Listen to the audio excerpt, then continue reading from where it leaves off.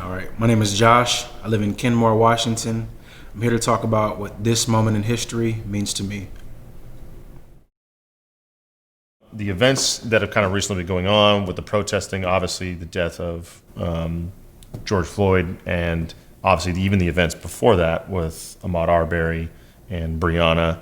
I'm curious to get your take a little bit about how this appears to you, what your perspective is on the current state of affairs in this country and in your particular city. It's really overwhelming. I mean, it's been going on for, we're a week into it now, since George Floyd, Ahmaud Arbery, a few weeks before that, Breonna Taylor right around the same time. And I don't know, I feel like I haven't caught my feet yet. They're just running with emotions. Like everything, it's something different.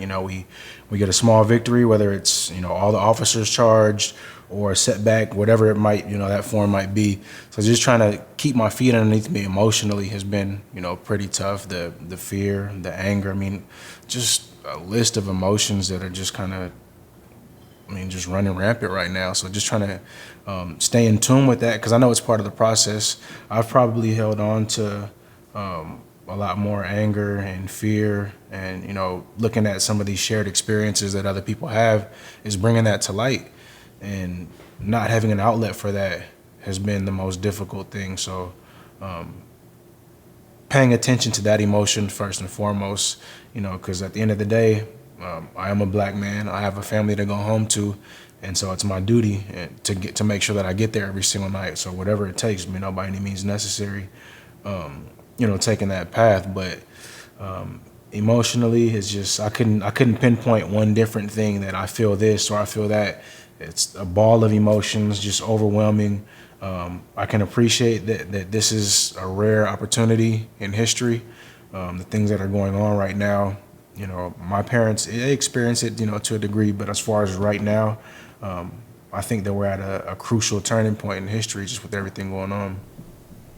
So when you talked about your mom and dad and your life, I know you because we work together, but the nature of our lives and how we grew up, how we relate to race, what our experiences are with racism, and how that fleshes itself out in the communities of our childhood, the communities of our adulthood, they looked different. And I think one of the things that's clearly present now is areas in this country that have long been areas that have been subject to, whether that's systemic, organizational, institutionalized racism, whether through policing, criminal sentencing, severity of criminal sentencing, mandatory minimums, the war on drugs, stop and frisk, you name it. Other areas that may have had Black folks didn't necessarily get as bad of a hit because they didn't have as dense a population, or they didn't have a historical context for these things. And I think it'd be interesting to hear your take on a little bit about where you grew up, how you relate to law enforcement, the criminal justice system, and the areas where racism has impacted your life. I think when this first started, I hit you up, we're talking back and forth. I text you and I told you, I was like, man, like this is, it's kind of a lonely feeling. Like you have all of these emotions, and you look around and there's not really many people that you can, point out and say, oh, he's probably went through those same things. So it's kind of a lonely sensation.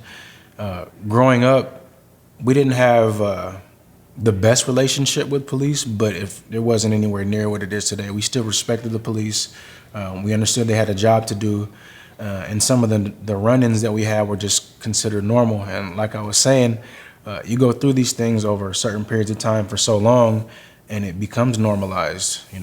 If I'm out with a group of my friends and there's 5, 6, 7 of us and we're walking home from football practice, if we get stopped and asked to put on the curb or, sit on the curb, that became normal. I can't speak if that would happen if I was a different skin color, but I know I've never seen groups of another skin color on their way somewhere, just asked to stop and sit down and have a casual conversation on the side of the road. And I've been there more than once.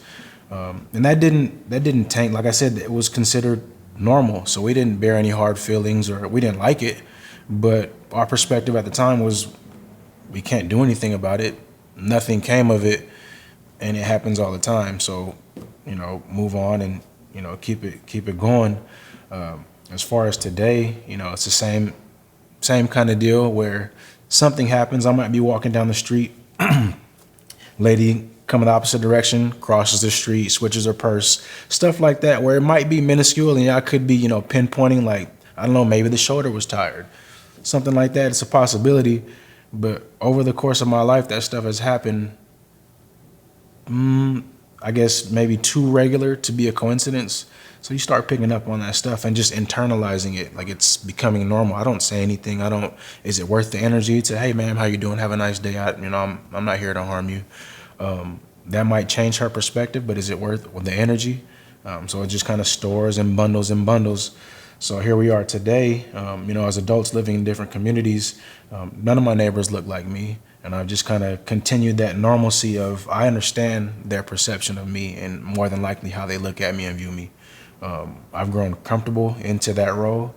If there's anything that I can do that'll deviate that, that train of thinking, I'm open to it. I know that, I'm gonna give all people a fair shot. But it's just kind of become normalized that this is the way that I'm viewed in my life, regardless of my background, where I come from, how I dress, how I talk. It's just kind of something I've adjusted to and, kind of learned to live with, sadly. And so with these events that are going on, it's opened me up. Like, I shouldn't have to live with that normalcy. That stuff shouldn't be normal. It's not. It's unacceptable. So I think the more people that, kind of wake up to that, because it goes on, like you said, the systematic oppression, in the justice systems. I have a brother that's going through it right now, and not all criminals are criminals. Some of them are treated as such, some of them aren't. It's not for me to say, who deserves it and who does it. Some of the discrepancies in sentencing, I see it firsthand, and it's the same thing. Like, it's become normalized that this is kind of the way things are. So I think that it's important to recognize it first and foremost, to confront it and make it an uncomfortable conversation, because it's normal right now. And so the only way that it's gonna change is if we confront it head on. I think one of the things you said, and I think that's a common experience for Black people, is the feeling of like the small ways and how they add up, and the normalization of that.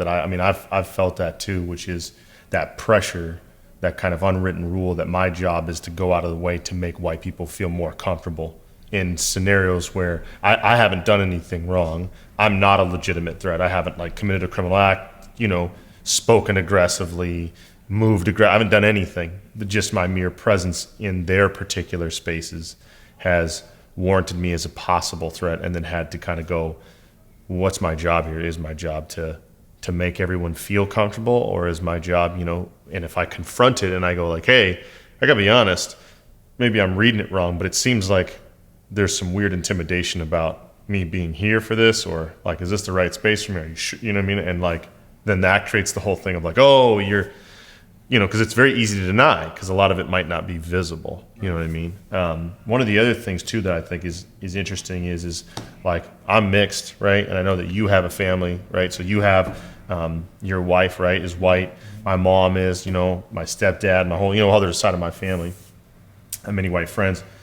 We love them and we care about them deeply. And I'm curious to know how, you guys have navigated this, because I think one of the things that's hard too is people that are in relationship with white people, we start to all of a sudden, when we come to this race thing, we have these rifts, so it's easy to talk about sports, or it's easy to talk about movies, or life or whatever, but as soon as the race thing shows up, all of a sudden we feel tensions, not only in regular day-to-day down the sidewalk random people, but our intimate relationships. And all of a sudden the people that we were close to or are close to, we notice we maybe text a little bit less. People are a little bit quiet in this time. People don't really want to say the wrong thing, do the wrong thing. I'm curious to know two things, your take on how you've navigated that with your community and the people in your life that are white, you know what I mean? And also what you would say to someone who is white that is wanting to be an ally, or trying to figure out how to bridge that gap, or what does it look like to approach somebody for you? What would be a legitimate way for someone to interact with you on these topics? As far as my immediate family, like you said, my wife is white. We've been together for 8 years now. And it's crazy because we were just talking last night, and I was telling her, how much I appreciate that we haven't had to sit down and have a heart-to-heart about, are we on the same page about this? because I know that's not the same for all couples. It's somebody that comes from a different background as myself, and then their counterpart, same thing. They're probably having those discussions, and it's like, hey, are we on the same page? Or I don't see what the big deal is, or that's something that you don't want to dance around that stuff. This is a serious issue. So I told her, how much I appreciated that. She's basically out there on the front lines with me. She's not hesitant. She's more outspoken about the injustices and oppression that we see on a day-to-day, whether it's the police or whatever, in the stores, whatever it might be. She's hitting it head on. She's not hesitating to pull the trigger, and she's not in a figurative sense. She's attacking it, and I told her I really respect that, and I appreciate that you have my back like that. And, at the end of the day, we have children together. Our kids aren't going to be seen as white children. They're going to be treated as a minority. Whether that's a good thing or a bad thing will determine how everything plays out. But our kids are still going to have that same talk that I had with my parents when I was a kid, that I'm still having with my parents to this day, because they have to be prepared in a world that might look at them differently because of the color of their skin. That's another thing that's been normal, but I have to prepare them for that. How do you respond to these things? The rest of my family, none of them, nobody I know condones any of the looting and the violence. But I will say that a lot of people that look like me and come from my background understand where the anger and aggression comes from.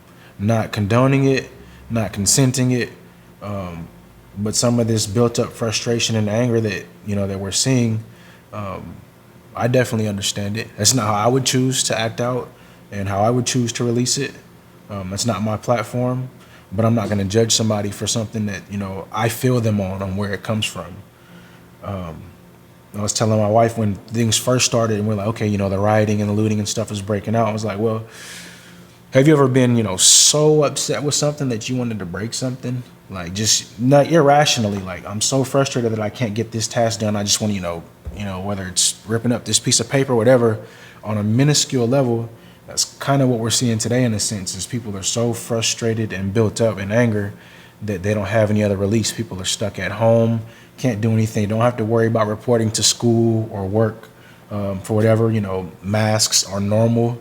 It's not uncommon to see people walking around with their faces covered up. So there's all of these things that make it a little bit easier to express yourself, and probably they're not the best way to get things done.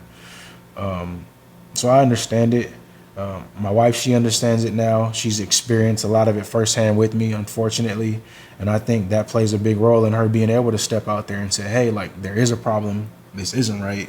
And things need to change. As far as what people can do, my wife, she doesn't hesitate. She's calling people out on their BS when she sees, the subtle slights of, oh, I don't know what their problem is, or it's not that, they don't have it that bad, do they? She's not going for that. She's making phone calls. She's signing petitions. She's going to vote. All of these small things that, might not have an impact as an individual, but if, we get a collective group together to start doing these things, your voice will be heard, guarantee it. And I can't, like I said, I'm blessed and grateful that I didn't have to ask for that. I didn't have to push her in that direction. That's where her heart is. And just knowing that she has my back. I tell, my white friends all the time, and the people that have reached out to me that are asking, like, I feel bad for you, I'm sorry, I apologize, what can I do? That support, just them voicing their support and knowing that that's where they stand, means more than they know.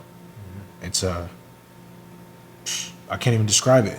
And that's just the support of it. So for those that take it a step further and actually, go and sign that petition, go out there and march on the front lines next to us, standing in between, like, that's, I can't put it into words. I'd be doing it a disservice trying to explain the impact of it. But yeah, that's, for me, the minimum I would ask is be vocal. Let me know you have my back. When you see somebody doing something wrong, call them out. You don't have to put yourself in harm's way, but knowing that you have my back and knowing that you're not going to stay silent are two of the most important things for me that I could ever ask for anybody. I think maybe one last question is that, going forward, I always want to get this piece because, one, I really appreciate you coming and sharing with me and being vulnerable and talking about it, because I think everybody's perspective is unique and we need this collective of Black voices. I mean, oftentimes Black people have a tradition of elevating a singular voice as a representative, right? Whether that's a Maya Angelou or a Martin Luther King.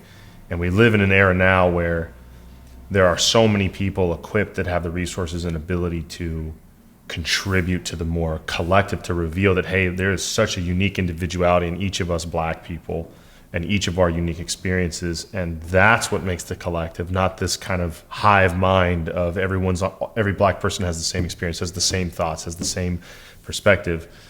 But the one thing I also want to attach is that I think there always has lived in almost all Black people, because of our tradition and the nature of our culture, a deep hope and aspiration for a better future. It's just how we're, I think, oriented. It's how we're raised.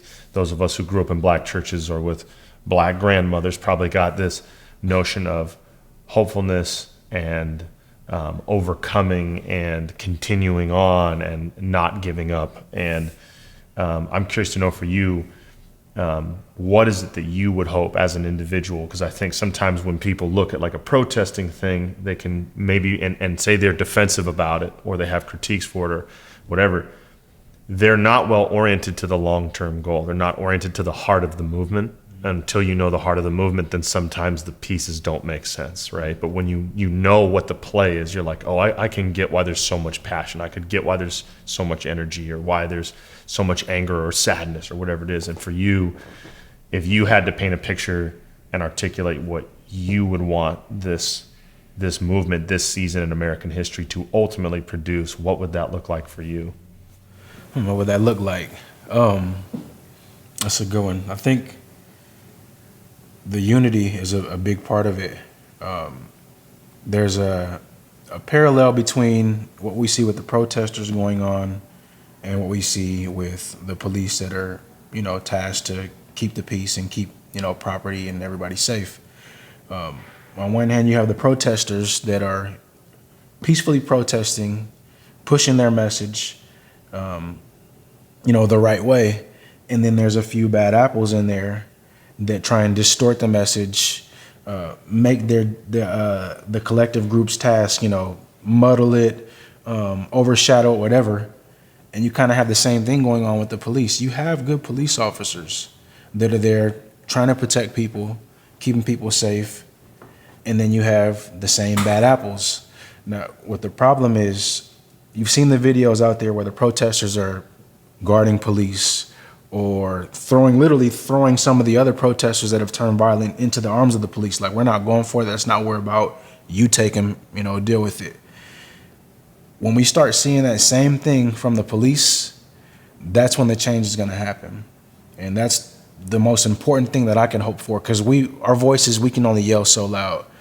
It's up to them to police themselves internally and start saying, hey, man, you're making my job tough. I have to go home to my family. You doing that crap, that's not doing any of us service. It's making my job more difficult. And I think the more officers that are willing to put themselves out there, speak up against it, stop it when they see it going on, I think that's when it probably create the biggest change on, ground level as far as it goes. There's work to be done in the judicial system and, all those other positions of power. But as far as on a day-to-day and mending that relationship between the public and the police, that's going to be the one thing that I believe and that I hope is going to change it. Because you know how it is in our job, if we're afraid to call one another out, if we're not performing, it could be our life. And so that should be the same reality, for some of these officers. I don't think they understand it. Hopefully today with, I got the word that they arrested the other 3 officers involved or whatever. So that'll kind of, hopefully officers will see that and be like, whoa, maybe just sitting back and saying, well, I didn't do it isn't enough anymore. But yeah, that's my hope, because I have family and friends that are in law enforcement, and I pray for them daily because I know their job isn't safe. I tell them I wouldn't want that job. I didn't want it before, and I definitely wouldn't want it now.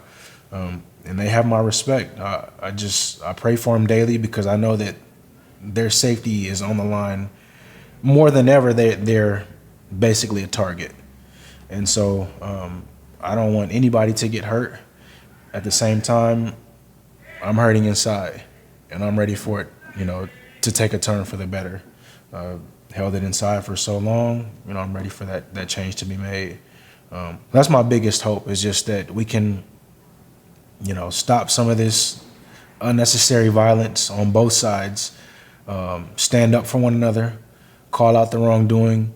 Ultimately, the police are the professionals. I'm not a professional protester. Those protesters aren't getting paid to protest. The police are paid to do a job. They're the professionals. They should be held to a higher standard.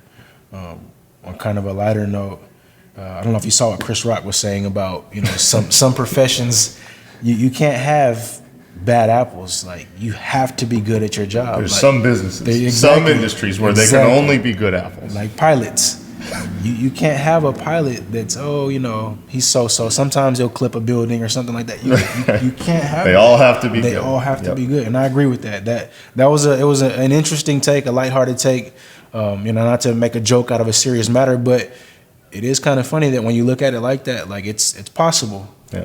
In a job that has life and death power. Exactly. That being a good apple is a critical bar that you should have to hop before you can access it. Yeah. Yep. Doctors, one of this. I mean, they should be held to that standard, and it's time that we start speaking up and holding them to that standard. So, last thing, then, is there anything else that you feel that you want to express? You don't have to, but if there's anything else that you want to say, something that's on your heart, something that's in your head, something that you felt like maybe people aren't getting, or something that you are passionate about and you want people to know, or whatever, anything. There's so much. A lot of it, trying to explain to my wife early on, just telling her to be patient with me because it's new for me. I don't know how to explain these things.